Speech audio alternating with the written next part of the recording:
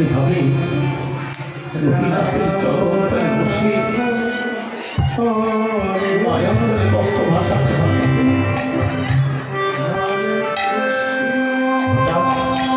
আবার উঠেছে রঘুনাথ,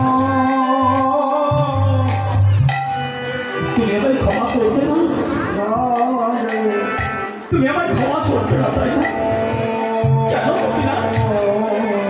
হঠাৎ মনে পড়েছে, তাই তো আমার পিতা প্রতিদিন যখন গোপীনাথের সেবা দেয় ঘরে দরজা বন্ধ করে দেয়। আজ তো আমি দরজা বন্ধ করি,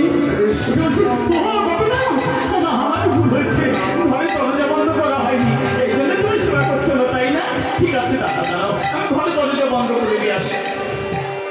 এবার যে ঘরে দরজা বন্ধ করে, ঘরের জানলাটি দরজাটি বন্ধ করে দিয়ে এবার বলছি, না গোপীনাথ এবার সেবা করো না। ওই দেখো জানলা দরজা সব বন্ধ করে দিয়েছি, বসো গোপীনাথ বসো, আর দাঁড়িয়ে থেকো না, এবার তুমি বসো গোপীনাথ।